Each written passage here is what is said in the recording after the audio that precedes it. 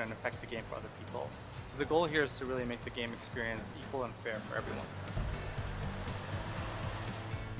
The main thing I wanted out of my first job was to learn, and that's something I've absolutely had the chance to do. What I was more surprised to get at EADP is experience as a designer and an architect on problems, which is a huge responsibility that I didn't expect to have in only a year of work experience. You really do get to work hard and play hard, solve the toughest problems, but come to work every day talking about games. We attract players from all over the globe, and you really see that at our company, in our culture.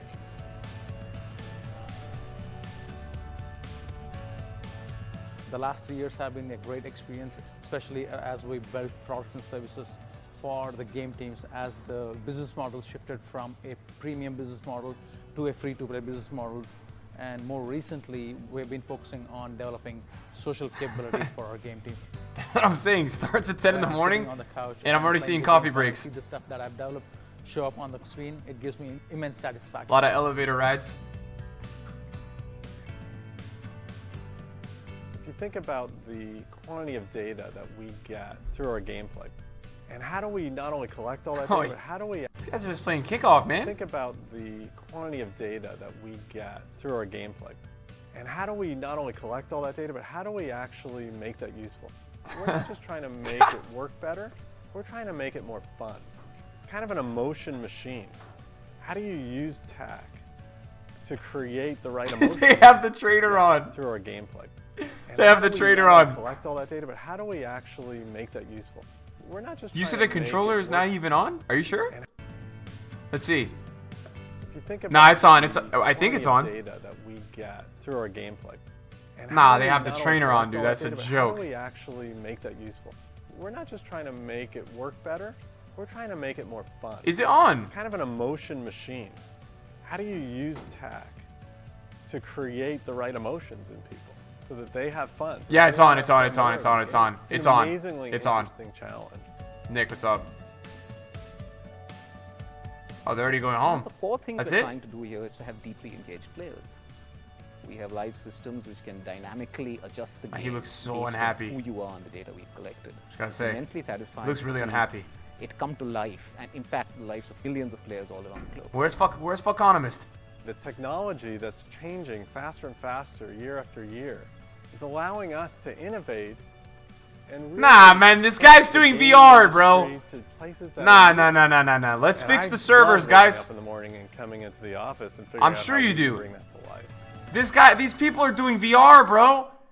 And what are they doing? All right. Hi, I'm Trey. No, I've already seen this one with Trey Smith. I don't want to watch.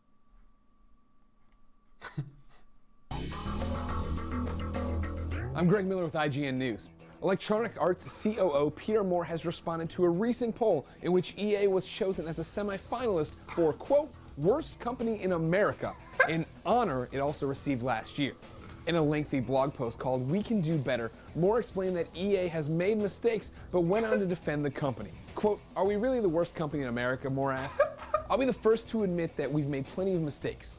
These include server shutdowns too early, games that didn't meet expectations, missteps on new pricing models, and most recently, severely fumbling the launch of SimCity. We owe gamers better performance than this, end quote.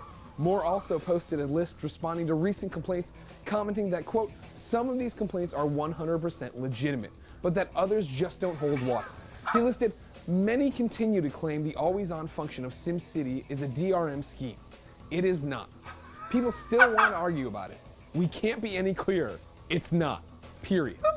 Some claim there is no room for Origin as a competitor to Steam. 45 million registered users are proving them wrong.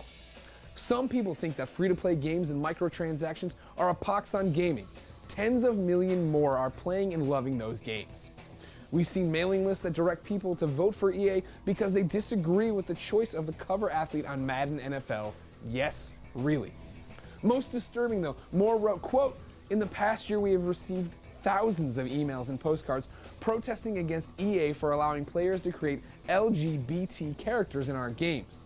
This week, we're seeing posts on conservative websites urging people to protest our LGBT policy by voting EA the worst company in America, end quote.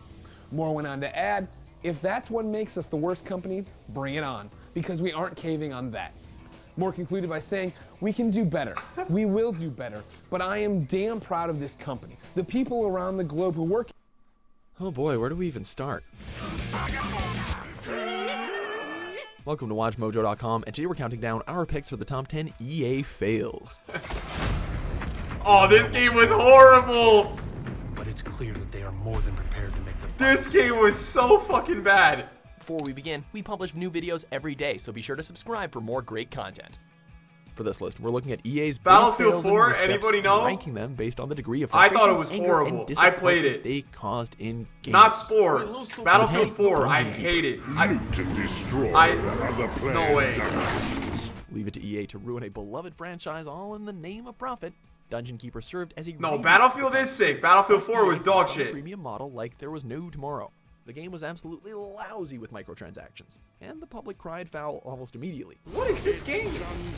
Dungeon Keeper? EA was then caught manipulating Google Play reviews, as the system would filter Nah, reviews man. below 5 stars.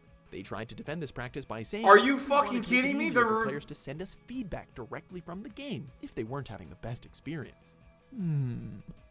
Number 9, Command & Conquer, cancelled. And here we have EA ruining yet another beloved franchise in the name of green. I feel like we're going to be saying that a lot through this list. At the 2011 Spike Video Game Awards, it was announced that EA's Victory Games would be handling Command & Conquer Generals 2. However, hearts took a real steep dive when it was revealed that the entire game was going to be repurposed as a free-to-play client-based game, simply titled Command & Conquer. So, enjoy. The response to this changing was so toxic that EA just canceled the game, stating, "Your feedback from the alpha trial is clear. We are not making a game that you want to play." Kya, no duh, bro. Number 8, Origin's customer service. More than 21 million people across the globe are now connecting through Origin. Did anyone really want a brand new digital distribution Bro, service? Origin is the easiest company to hack in the world. Change my mind, chat. Change my mind. Every single week, there is some anonymous tweet saying that they've hacked Origin or that Origin is down, bro. Every single fucking week, dude. I discontinued like all my information on that website except my one work account that I have for my PC account. That's it. It's the worst. I swear, bro. Like, it's the easiest thing to hack I've ever seen. Service from EA? Even if you did you really expect it to be good? Origin has had an enormous amount of controversies under its belt. Jack, So, thanks where for should the we start? resub, man. Okay, how about the fact that EA would ban players on their BB, forums yes, for I saying do. negative Smash, things about the what's up? company? Oh god, what if they come after us? Or when users read the terms of agreement and discovered that EA will completely delete your account and games if you don't log on for 2 years. What? Or how about the fact that by using Origin, EA could monitor your computer and its data? Nah, Yeah, man. it Are was you a mess. fucking serious? It's gotten better, but it was a mess. Number 7, secure ROM DRM in Spore.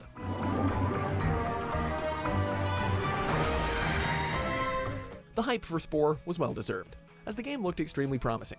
EA caused a lot of uproar when it was announced that an individual copy of the game could only be installed on 3 computers. This was kind of a mistake, as the backlash hit fast and it hit pretty hard. The game received horrible reviews on Amazon, with many critics citing the implementation of the DRM, and many people just pirated the game from torrent sites instead.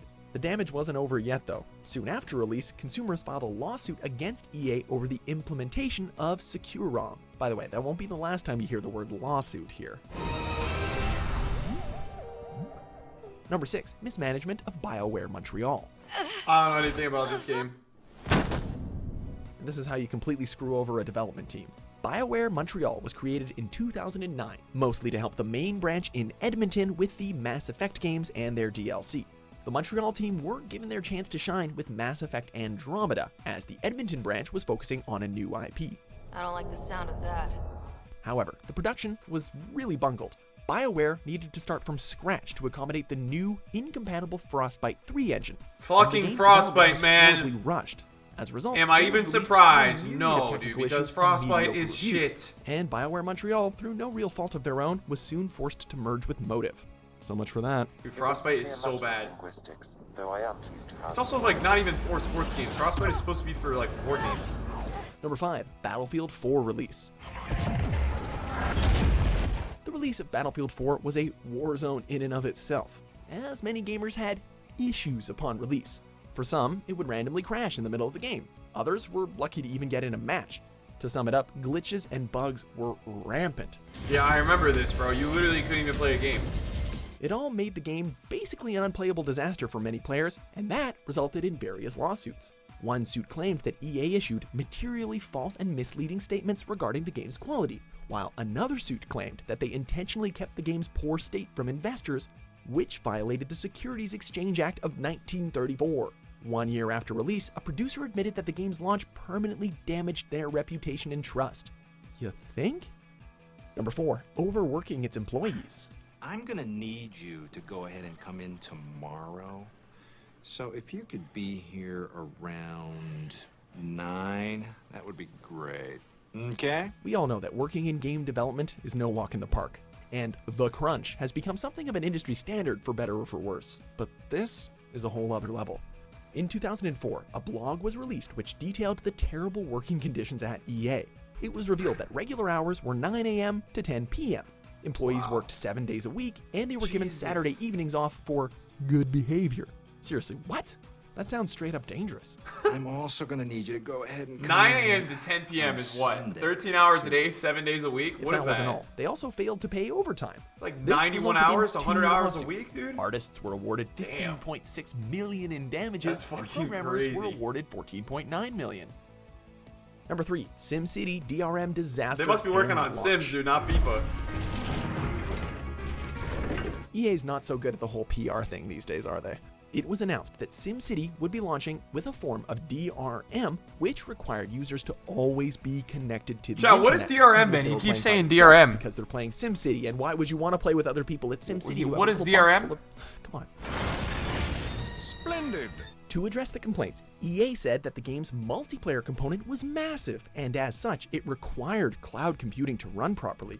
Well, this went about as well as you'd expect. Privacy protection? SimCity experienced a huge server load upon release and caused many computers to crash and or experience a wide variety of technical issues. So that DRM stuff is real tricky, eh? With no means of repair, he'll have plenty of time to consider his inadequacies. Number 2, Star Wars Battlefront 2 PR train wreck. I am your commander, stand down! You take orders from me! This one is actually still developing as we speak. EA had a real goldmine on their hands, but they basically bungled it. Before release, gamers took notice of the game's implementation of loot boxes during the beta, and it all kinda snowballed from there.